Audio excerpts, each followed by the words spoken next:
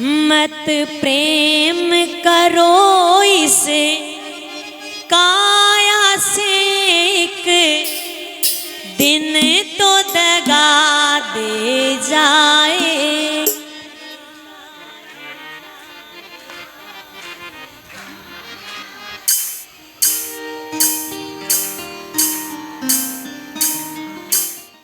ब्राह्मण रो रूप बनार आया नरसिंह जी रे पास, कहो मैं सुना कि थे दान करो। बोले हाँ महाराज। तो बोले महने भी देओ। नरसिंह जी कहो महाराज थे आने में देरी कर दी, समय पे आता। अब मेरे पास जो था वो मैंने लुटा दिया, मेरे पास तो कुछ नहीं बचा है कि कमरा है महाराज और मेरा ये परिवार है। तो संत कहो महाराज महने कमरो ही दे दो, कि भगवान को तो परीक्षा लेनी थी। अब नरसिंह जी कहो लो महाराज थे तो कमरे में रहो और अपनी पत्नी ने लेर, अपने बच्चा ने लेर। नरसिंह जी तो गांव के बाहर जाने एक पेड़ के नीचे बैठ गया, पेड़ के नीचे बैठ गया। अब काई होयो, देखो गांव में कुछ व्यक्ति ऐड़ा होए कि बाने दूसरे को सुख भी पसंद नहीं हुए। कई लोग हुए ना कि उसको खुद के दुख की टेंशन नहीं है कि तू कितना परेशान है, लेकिन दूसरे के सुख की दिक्कत है कि सुख से रोटी क्यों खा रहा है। अब वो पेड़ के नीचे बैठे और एक ने देख लिया और आया दौड़ा दौड़ा आकर आवाज लगाई, ओ बंशीधर, ओ बंशीधर। बोले क्या बात है? बोला थारो भाई तो पागल हो गयो। क्यों?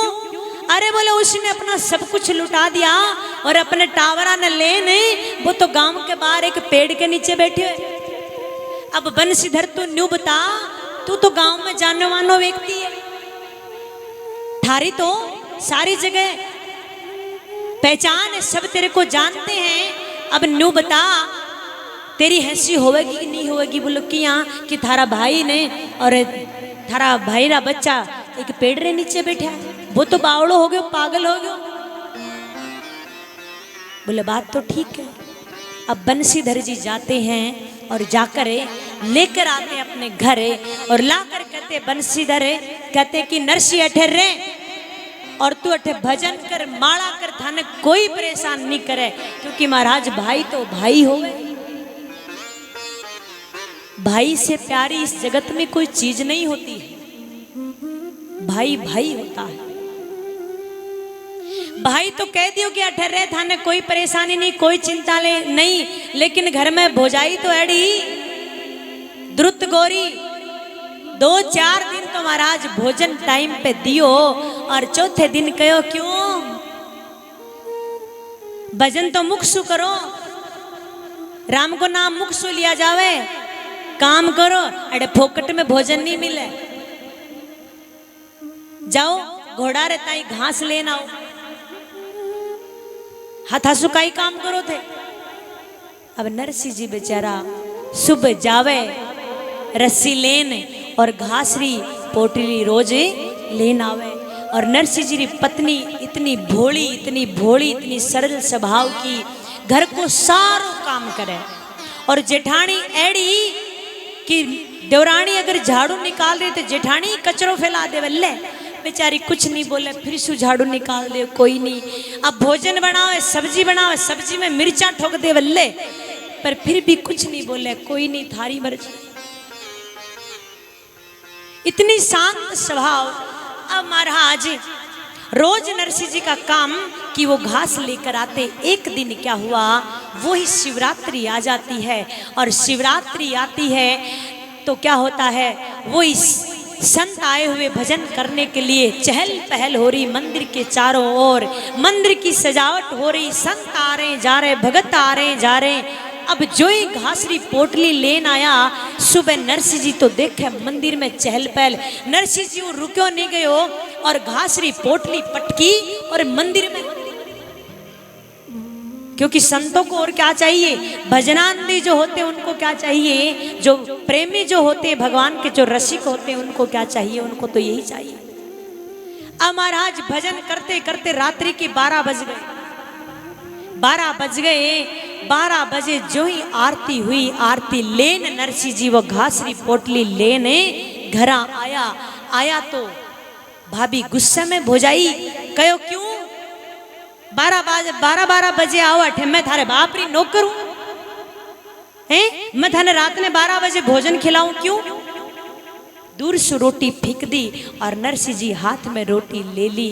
अब नरसिंह जी हाथ जोड़ने कहो भाभी सा आज पूरे दिन सु मैं कुछ नहीं खायो, आज मारो व्रत है, थे माने जल दे दो तो मैं स्नान कर लेवा और स्नान करने में भोजन पाऊं। भाभी गुस्से में, और महाराज शिवरात्रि किस समय आती है आपको पता ही होगा। ऊपर मटका रखा था, यूं का यूं नरसिंह जी के सिर पे फेंक दिया। अब नरसिंह जी का स्नान तो हो गया, लेकिन मटके का जो होता है, जो गोल गोल जो होता है उसका मुख वो नरसिंह जी के गले में पहना गया।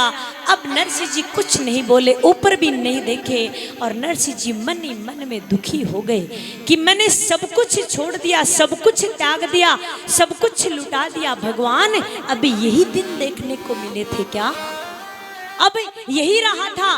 किसी को कुछ नहीं बोले, नरसिंह जी वहां से चल पड़ते हैं। कहते हैं ना कि जहां आदर मान सम्मान नहीं होता है वहां रहना नहीं चाहिए। भौजाई को कुछ नहीं बोले और वहां से चल दिए। अब महाराज चलते चलते वो घोर जंगल में पहुंच जाते हैं और घोर जंगल में पहुंच जाते हैं, बैठ जाते हैं। रात्रि का समय है, शिवरात्रि अभी खत्म नहीं हुई है। चारों ओर नजर घुमाते खंडर सा शिव मंदिर दिखाई देता, पास एक तालाब दिखाई देता। स्नान करते नरसिंह जी तालाब में और अंजुली में जल लाकर शिवलिंग पे चढ़ाते हैं और वहां बैठ कर मंत्र जाप करते हैं। क्या? ओम नमः शिवाय। आपको भी करना है मेरे साथ, क्योंकि वैसे भी श्रावण का महीना चल रहा है और बाबा का बड़ा ही सुंदर महीना है, पावन महीना। इस महीने में तो बाबा का जितना जाप कर ले उतना ही कम है। अब नरसिंह जी जाप कर रहे हैं। ओम नमः शिवाय।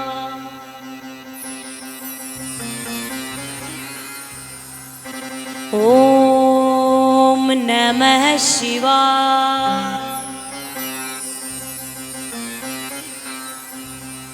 ओम नमः शिवाय।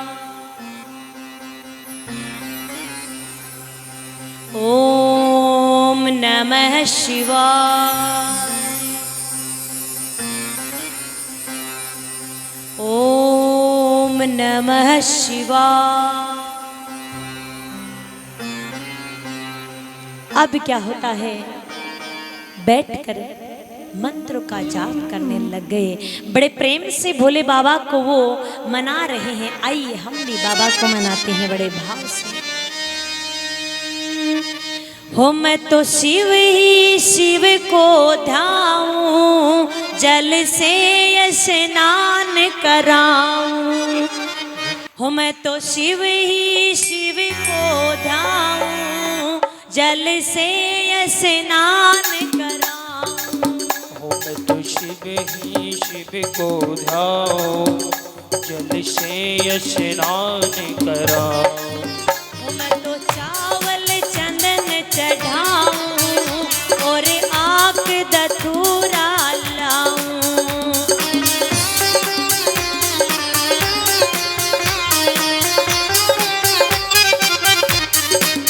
हो मैं तो शिव ही शिव को ध्याऊं, जल से स्नान कराऊं।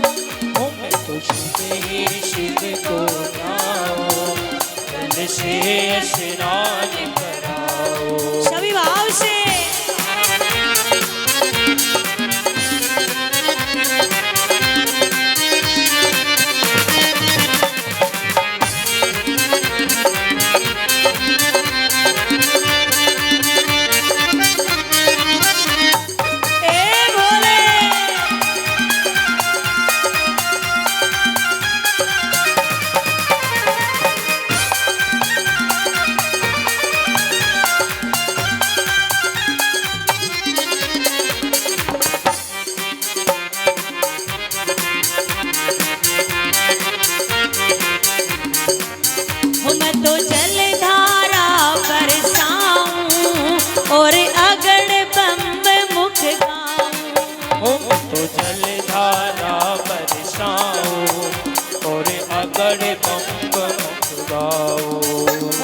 जलधारा बरसाऊं और अगल बम्ब मुख गाऊं। मैं तो जलधारा बरसाऊं और अगल बम्ब मुख गाऊं। मैं तो शिव ही शिव को ध्याऊं, जल से स्नान कराऊं।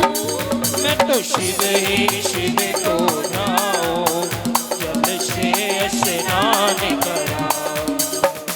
सभी झूमे मस्ती से हर हर महादेव।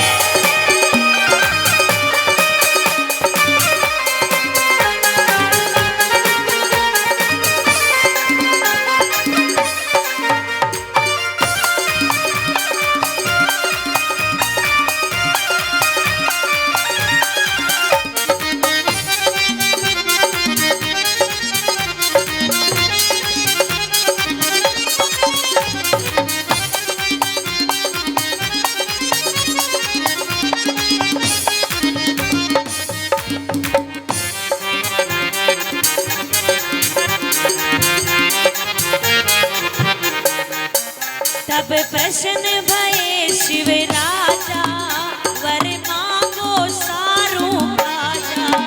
तब प्रसन्न भये शिव राजा, वर मांगो सारू काजा।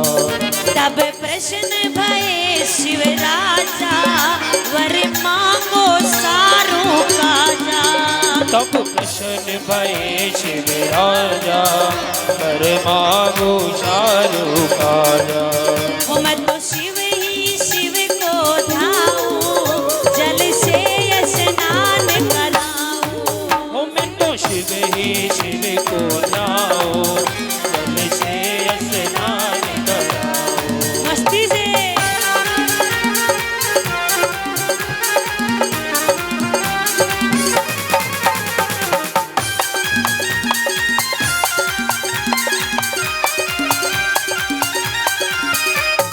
ए शंभू।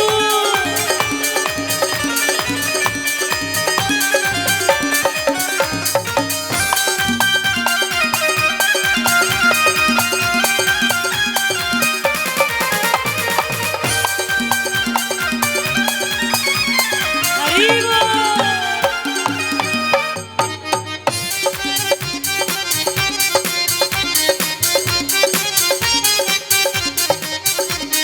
अब क्या होता है? मोको और कछु ना चाहिए, मोको राधा कृष्ण मिलाइए। ओ मुझको और कछु न चाहिए, मुझको राधा कृष्ण मिलाइए। मोको और कछु ना चाहिए, मोको राधा कृष्ण मिलाइए। ओ मुझको और कछु न चाहिए, मुझको राधा कृष्ण मिलाइए। ओ मैं तो शिव ही शिव को ध्याऊं, जल से स्नान कराऊं। ओ मैं तो शिव ही शिव को जाऊं, जल से स्नान कराऊं। सभी प्रार्थना कीजिए शंभू के चरणों में।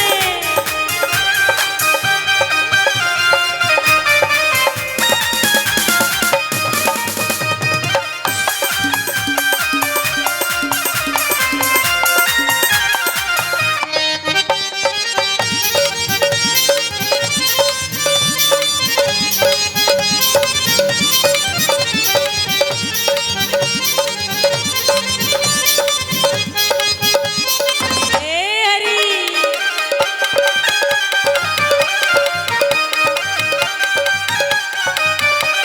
बहुत सुंदर।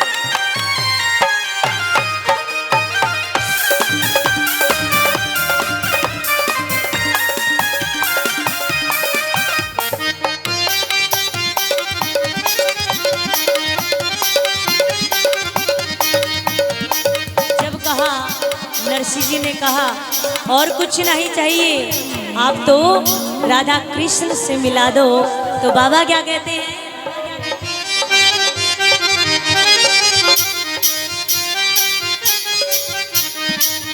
धन धन है बुद्धि तिहारी, है तो वर मांग्यो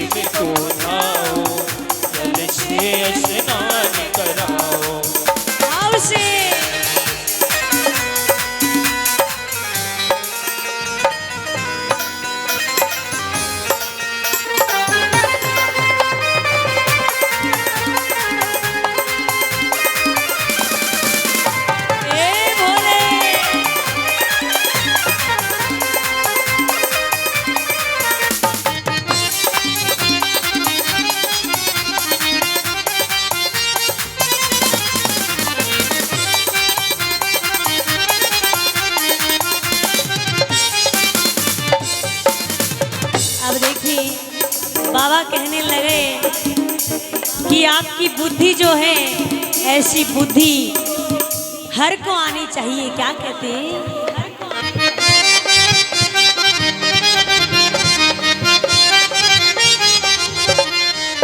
ऐसी बुद्धि और को पावे हरि भगतन को हरि हो ऐसी बुद्धि और को पावे हरि भगतन की हरि गुण पावे। हो मैं तो शिव ही शिव को ध्याऊं जल से स्नान कराऊं। हो मैं तो शिव ही शिव को ध्याऊं जल से स्नान कराऊं। हो मैं तो चावल चंदन चढ़ाऊं और आग धतूरा लाऊं। हो मैं तो चावल चंदन चढ़ाऊं तो आग धतूरा लाऊं। हो मैं तो शिव ही शिव को ध्याऊं जल से स्नान कराऊं। हो मैं तो शिव ही शिव को ध्याऊं जल से स्नान कराऊं। मैं तो शिव ही शिव को ध्याऊं जल से स्नान कराऊं। तो शिव ही शिव को ध्याऊं जल से स्नान कराऊं। हो मैं तो शिव ही शिव को ध्याऊं जल से स्नान कराऊं।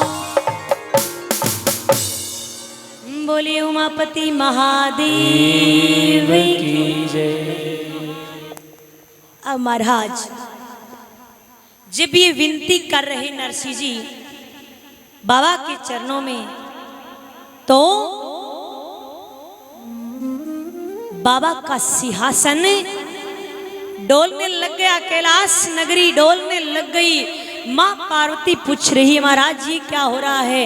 भगवान कह रहे हैं देवी मृत्यु लोक में मुझे मेरा भगत बुला रहा है।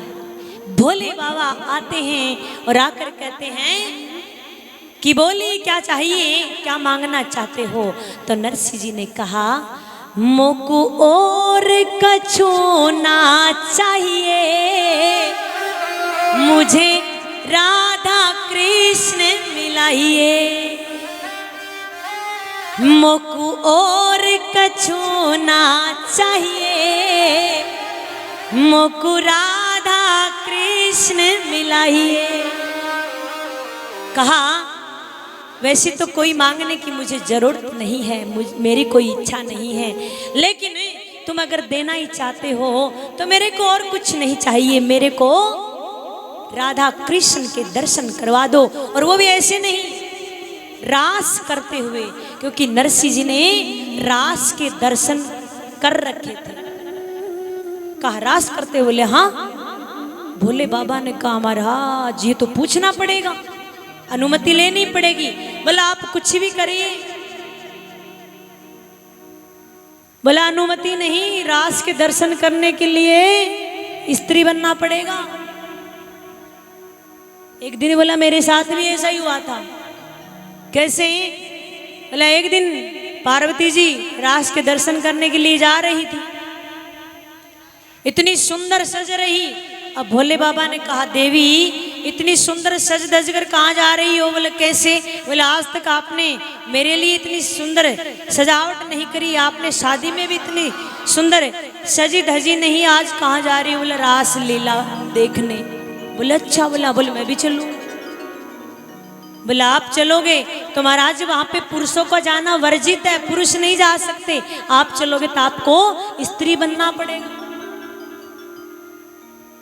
तो बाबा ने क्या कहा कि मेरे को कुछ भी बना दीजिए लेकिन मुझे रास के दर्शन करने हैं। और बाबा क्या करते हैं, इतनी सुंदर गोपी बन जाते हैं। आइए सुंदर दर्शन करते हैं, भाव से सभी झूमते हुए बाबा के चरणों में प्रार्थना करते हुए। आइए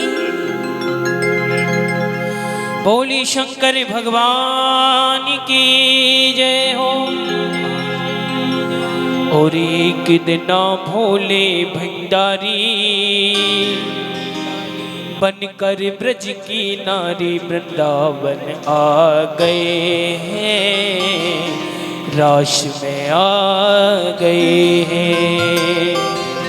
एक दिना भोले भंडारी, एक दिना भोले भंडारी बन के ब्रज की नारी वृंदावन आ गए हैं, रास में आ गए हैं। ओ एक दिना भोले भंडारी बन के ब्रज की नारी रास में आ गए हैं, वृंदावन आ गए हैं। ओ पार्वती जी मना के हारी, पार्वती जी मनाए के हारी, ना माने त्रिपुरारी वृंदावन आ गए, रास में आ गए हैं। हो एक दिना भोले भंडारी बन के ब्रज के नारी रास वृंदावन आ गए हैं। सभी गोपी बनकर झूमे।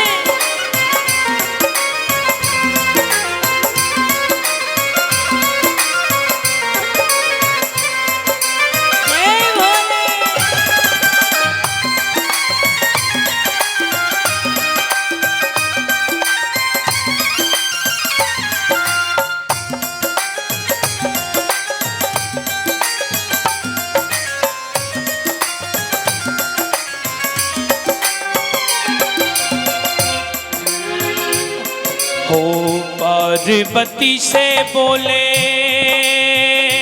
भोले मैं भी चलूँगा तेरे साथ में, तेरे साथ में। ओ पार्वती से बोले मैं भी चलूँगा तेरे साथ में, तेरे साथ में। राधा संग श्याम नाचे मैं भी नाचूंगा तेरे साथ में, तेरे साथ में। राधा संग श्याम नाचे मैं भी नाचूंगा तेरे साथ में, तेरे साथ में। और रास रचेगा ब्रज में भारी, रास रचेगा ब्रज में भारी, हमें दिखाना प्यारी वृंदावन आ गए हैं, रास में आ गए।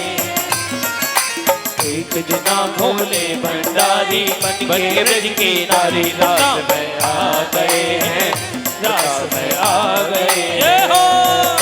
सभी गोपी झूमे।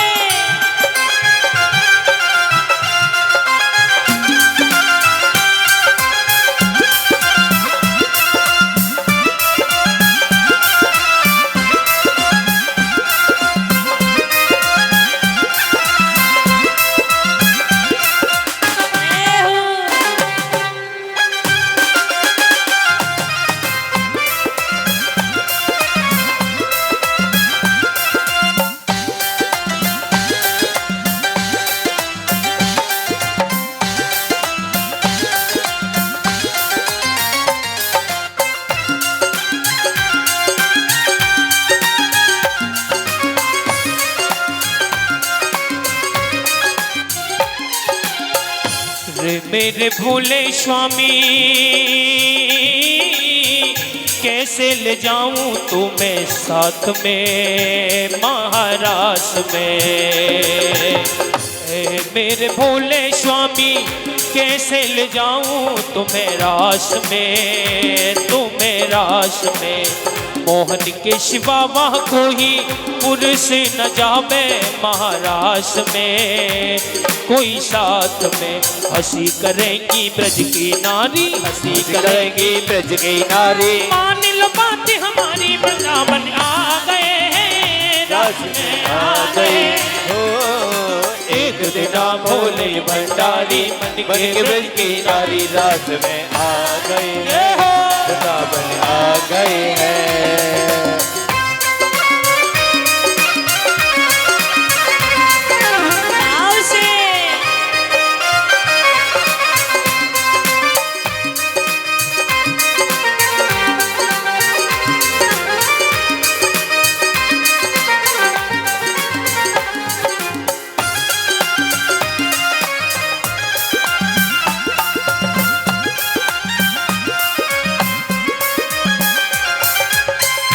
ऐसा बना दो मुझको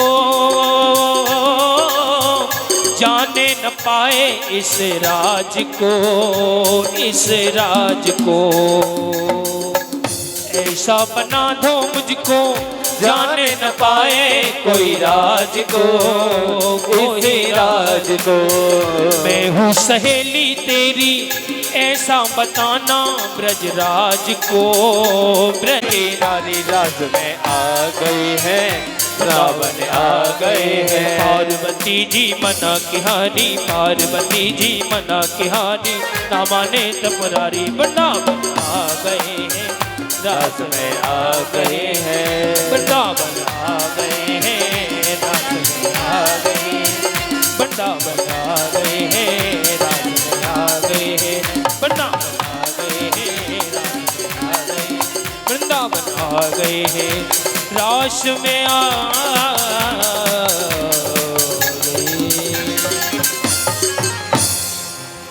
बोली उमापति महादेव की जय हो।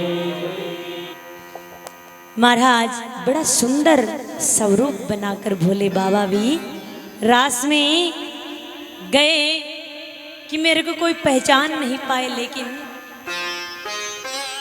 कन्हैया उनको पहचान लेते हैं, क्योंकि भोले बाबा जब साड़ी पहनेंगे, लहंगा पहनेंगे, चुनरी पहनेंगे, वो भी माँ पार्वती की, तो उनके कहाँ आएगी हैं?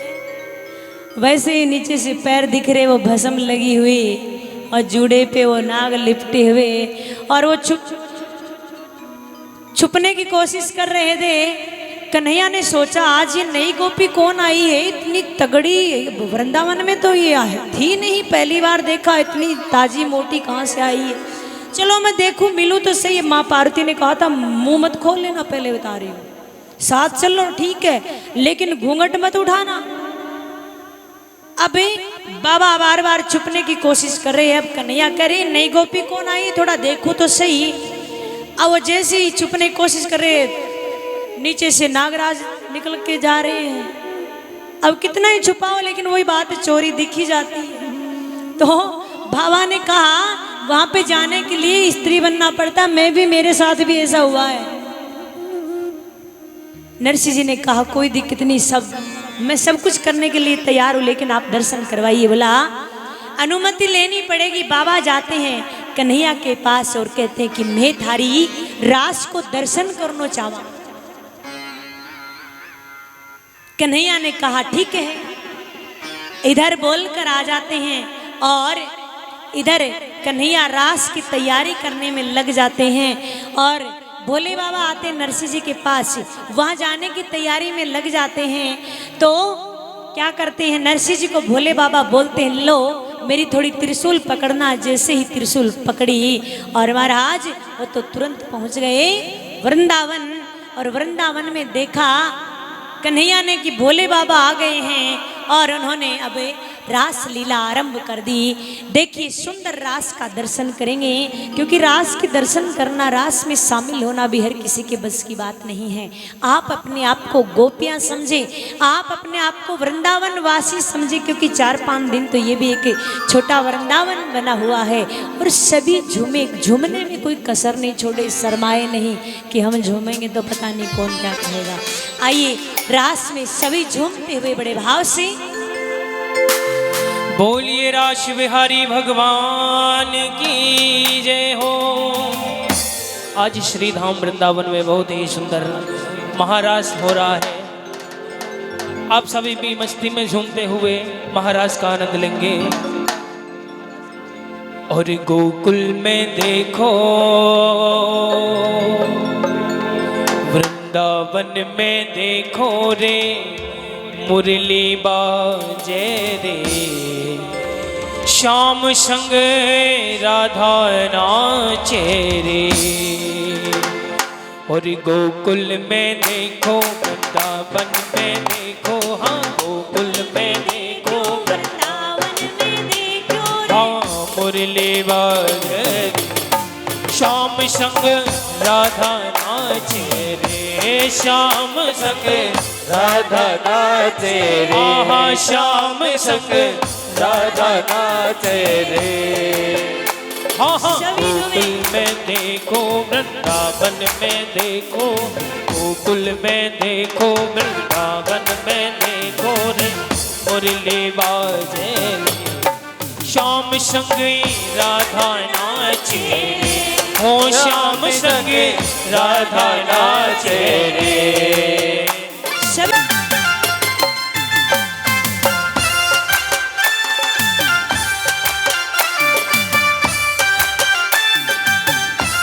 ताली बजाते हुए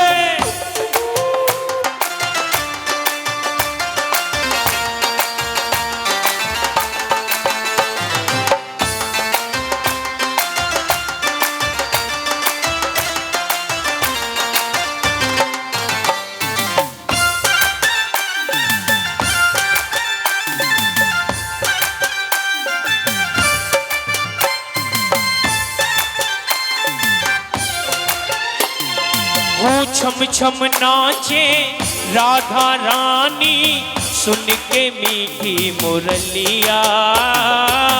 छम छम नाचे राधा रानी, सुन के मीठी मुरलिया। हो श्याम छवि पे शब बलिहारी, ग्वाल बाल और गैया।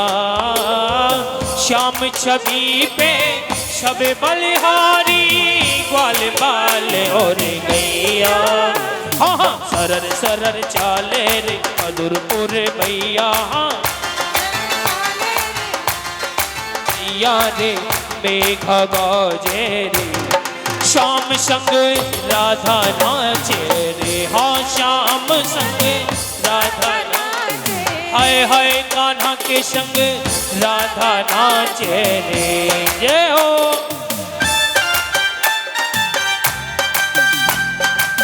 सभी भाव से आज सभी गोपियां बनी हुई है।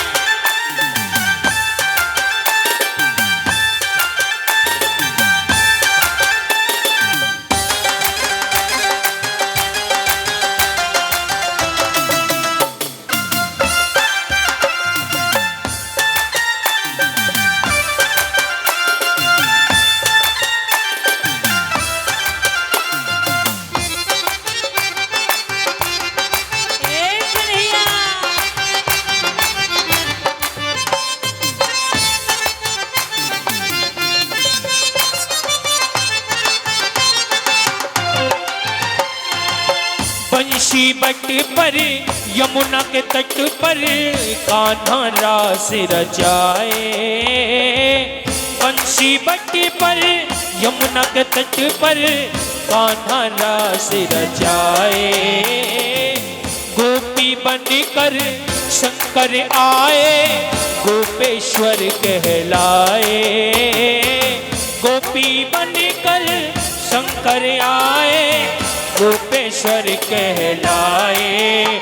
हाँ डम डम डमरू बाजे कान्हा की मुरली पे, डम डम डमरू बाजे राधा की मुरली पे। सब जग नाचे रे, हो श्याम संग राधा नाचे रे। श्याम संग राधा नाचे, हाय हाय कान्हा के संग राधा नाचे।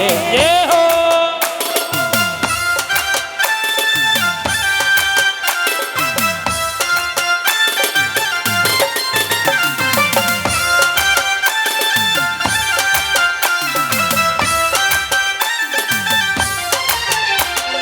राधा नाचे कृष्ण नाचे, नाचे गोपी जन।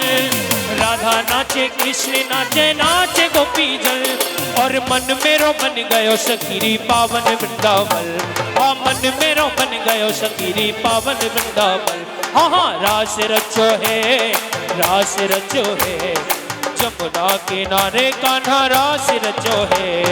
रास रचो है, रास रचो है, जमुना किनारे कान्हा रास रचो। हाँ रास रचो है, रास रचो है, हो यमुना किनारे कान्हा रास रचो है। रास रचो है, रास रचो है, यमुना किनारे कान्हा रास रचो है। हाँ यमुना किनारे कान्हा रास रचो है। यमुना किनारे कान्हा रास रचो है। कृष्ण कन्हैया लाल की जय। अब नरसिंह जी रास के दर्शन कर रहे हैं। दर्शन कर रहे क्या, इतने मगन हो गए। और भोले बाबा ने भी सोचा कि नरसिंह जी को रास अच्छे से दिख जाए, तो क्या हुआ, जलता हुआ जो मसाल होता है वो नरसिंह जी के हाथ में पकड़ा दिया कि इनको अच्छे से दर्शन हो जाए। अब राधे ने कहा, देखो महाराज, किसी मानव का हाथ जल रहा है। कन्हैया दौड़े दौड़े आते अपने पीताम्बर से उनके हाथ को बुझाते हैं, अपना पीताम्बर उनके हाथ के ऊपर से घुमा देते हैं, हाथ एकदम वैसा का वैसा हो जाता है। अब कन्हैया पूछने लग जाते हैं भोले बाबा से कि हरि पूछे हर्षु मुख मुलकत कि ये सखा कहाँ से आयो। हरि पूछे हरीशु, यानी भगवान ही भगवान से पूछ रहे हंस करे कि ये सखा कहाँ से आया है। तो भोले बाबा जवाब देते हैं कि घर गुजरात बास जूनागढ़ और नरसी नाम कहायो। ये जो भगत आपका, ये जो अनन्य भगत है, ये इसका जो घर है गुजरात है और जूनागढ़ इसका वास है, और ये आपका अनन्य भगत है, इसका नरसी नाम है, और ये आपका दर्शन करना चाहता था। इतना कहकर भोले बाबा नरसिंह जी का हाथ ठाकुर जी के हाथ में देकर अपने धाम आ जाते हैं। अब क्या करते हैं, ठाकुर जी उनको अपने साथ अपने पास गोलोक ले चले जाते हैं। कुछ दिन नरसिंह जी रहते हैं। कुछ दिनों बाद भगवान कहते हैं, नरसिंह जी, बोले हाँ। बोले आपको मृत्यु लोक में जाना चाहिए। बोले क्यों, अब मेरा वहां क्या है, मेरा तो जो था मैंने दान कर दिया, जो था वो लुटा दिया, मेरा तो कुछ नहीं है। बोले नहीं नरसिंह जी, बोले मैं तो यही रहूंगा। बोले नरसिंह जी ऐसी कोई बात नहीं है, लेकिन मनुष्य जीवन में जो आपका जो कर्म होता है वो आपको भुगतना पड़ेगा, आपको मृत्यु लोक जाना पड़ेगा। तो नरसिंह जी ने कहा, महाराज मेरा तो कुछ है ही नहीं, मैं रहूंगा कहाँ, मेरा जो था वो सब कुछ दे दिया, अब मैं कहाँ जाऊं। तो भगवान ने कहा वो सब व्यवस्था हो जाएगी। अब भगवान क्या करते हैं, विश्वकर्मा जी को बुलाते हैं और बोलते हैं आप जाइए जूनागढ़ और जाकर बड़ा सा महल बना दीजिए नरसिंह जी का, और एक बड़ा ही रसोई घर बोल लीजिए, या आम भाषा में बोलते हैं कोठार, जिसमें सामान खूब सारा 12 महीने का सामान खाने पीने का इनका भर देना, इनके बच्चे और नरसिंह जी ये सामान खा लें। बोला ठीक है। अब विश्वकर्मा जी गए, बड़ा सा सुंदर सा गांव के बाहर महल बना दिया। अब कहा नरसिंह जी से कि आप जाइए। नरसिंह जी ने कहा ठीक है बात है, लेकिन मेरे को आपकी याद आई तो मैं क्या करूँगा। तब कहा कि नरसिंह जी मैं आपको एक राग देता हूँ, उस राग का नाम है केदार। उस राग का क्या नाम है, केदार। केदार राग मैं आपको देता हूँ। तो कहा कि ये राग ऐसी राग है कि जब भी आप में कोई विपत्ति आएगी, जब भी कोई समस्या आएगी, जब भी आपको मेरी याद आए, इस केदार राग को तुम बजाना और मैं हाजिर हो जाऊंगा। अब नरसिंह जी कहे महाराज माने तो बजानो नहीं आवे, माने गानो ही नहीं आवे। तो भगवान कहो कि थे तो गानो शुरू कर देना, और शुरू करने के बाद अपने आप बाजने लग जाएगी। अब नरसिंह जी भगवान ने प्रणाम करो और नेत्र बंद कर प्रणाम करने लग गए। जैसे नेत्र खोले तो नरसिंह जी जूनागढ़ रे माए। अब एक व्यक्ति आता है और नरसिंह जी को नरसिंह जी का महल दिखा देता है। अपने बीवी बच्चों के साथ नरसिंह जी वहां रहने लग जाते हैं। लेकिन संत तो संत हुए महाराज। नरसिंह जी ने विचार करो कि मैं हाँ भजनानंदी, पता नहीं और भी पता नहीं कितने गरीब होंगे इस गांव में। नरसिंह जी निकलते हैं और 16 सूरदासों को ले आते हैं घर में। कोई लंगड़ान, कोई लूलान, कोई आंदान, कोई बैरा ले आते 16 को इकट्ठा करके और कहते तुम मेरे घर चलो, सुबह शाम तुम्हें भोजन मिलेगा, लेकिन बदले में तुम्हें भजन करना पड़ेगा। अब उनको और क्या चाहिए, का ठीक है आ गए। अब नरसिंह जी रोज ऑर्डर देवा हमारी पत्नी ने, आज हलवा बनान, आज पूरी बनान, आज खीर बना, आज ये बना। अब रोज नए नए पकवान बने महाराज। और पहले तो ठाकुर जी रे भोग लागे, फिर वे 16 सूरदास पावे महाराज। अब वो भोजन तो 1 साल रो, लेकिन 16 सूरदास जी में तो महाराज वो तो 1 महीने में पूरो। अब नरसिंह जी री पत्नी कवे डब्बा खाली है, अब मत कही जो यो बना वो बना, अब खाली है डब्बा। नरसिंह जी कवे कोई बात नहीं, भगवान और व्यवस्था करे थे, चिंता मत करो। अब अठीने तो नरसिंह जी रे घर में खाने की सामग्री जो वो खत्म हो जाती है, और अठीने सु महाराज 4 संत आ जाते हैं। और किस लिए? कि हमको हुंडी लिखवानी है। हुंडी समझते हो? हैं? जो बुजुर्ग बैठे हैं वो तो जानते होंगे कि पहले हुंडी लिख देते थे। यहाँ जो बैठे हैं आप, ये हुंडी लिखी हुई वही पैसे, हुंडी का मतलब पैसे जो इकट्ठे होते थे, शायद यही अर्थ होना चाहिए, मैंने तो यही निकाला है जहाँ तक, ये लिख देते थे। और उनका नाम इतना चलता था कि उसी के नाम से आप कहीं भी जहाँ आपको जाना है, क्योंकि पीछे बीच में कोई चोरी का, डकैती का कोई खतरा हो तो वो पैसे उस व्यक्ति के नाम लिखवा लेते हैं कि फला फला व्यक्ति ने वो चीज़ लिख दी है, और आगे जाके उस व्यक्ति से आप प्राप्त कर सकते हो, आपको लाने ले जाने का कोई दिक्कत नहीं होगी। तो अब वो संत आ जाते हैं और आकर जूनागढ़ में कहते हैं कि हमें हुंडी लिखवानी है। अब एक मस्करो आवे महाराज, वो कवे अठे तो हुंडी कोई नहीं लिखे, और हमारे गांव में एक ही आदमी एडो है कि वो हुंडी लिखे, और वो हुंडी इसी लिख है कि भारत के किसी भी कोने में थे जाओ तो थाने वहां हुंडी मिल जावे। लेकिन महाराज अब वो हुंडी लिखनो छोड़ दियो, अब वो भजन करने लाग गयो। बोले कौन है महाराज? बोले वो है नरसी। हाँ, अगर थे जाओ तो के पतो वो थारी हुंडी लिख देवे, बाकी वो हुंडी लिखे नहीं। अब संत तो महाराज चाल पड़ा। संत पूछो घर कट है? बोले गांव के बाहर एक तालाब के किनारे बड़ो सो महल है। बोला ठीक है। अब संत आया और आन कहो नरसिंह जी ने कि महाराज माने हुंडी लिखवानी है। नरसिंह जी कहे महाराज हुंडी लिखवानी है, मैं पहले लिख तो पर अब मैं हुंडी लिखनो बंद कर दियो। बोला नहीं माने हुंडी लिखवानी है। नरसिंह जी कहो बात तो ठीक है, लेकिन कोई मस्करो, कोई मजाक क्यों, कोई मजाक कर दी होगी। मैं पहला हुंडी लिख तो अब मैं हुंडी नहीं लिखूं। संत कहो माने ठाए थे हुंडी नहीं लिखो, पर मारी हुंडी तो थाने लिखनी पड़सी। कहो महाराज मैं लिख तो देऊं, लेकिन वहां स्वीकारेला कौन? वहां कोई लेने वाला तो चाहिए, किसके नाम लिखूं?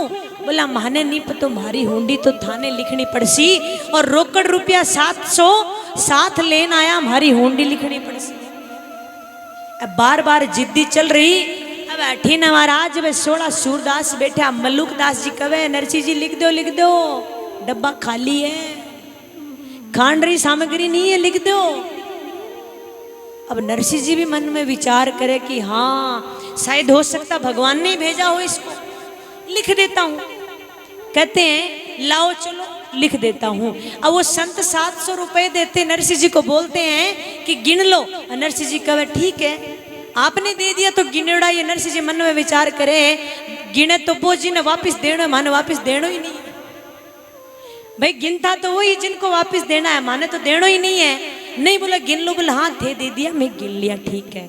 अब नरसिंह जी हुंडी लिखी, किन रे नाम? सावण सा के नाम। पहले महाराज कागज लिखने का भी तरीका होता था। अभी यहाँ इतने भक्त बैठे, कागज किन किन को लिखना आता है? आता है क्या? चिट्ठी जो कागज पत्री आती है। और युवा उनको तो पता ही नहीं क्या होता है, क्योंकि आजकल फोन चल गया है। भाई पत्री लिखने की जरूरत ही नहीं है, आजकल तो फोन करे सो करे, वीडियो कॉल, और महाराज आपको आना है, हमारे ऐसे ऐसे शादी है। पत्री लिखनी आती ही नहीं होगी किसी को। पर हुंडी लिखी सावल सा के नाम है। संत जब जिद्दी करने लग गया तो संत कहे कि महाराज 700 रुपया थे ले और हमारी हुंडी लिख दो।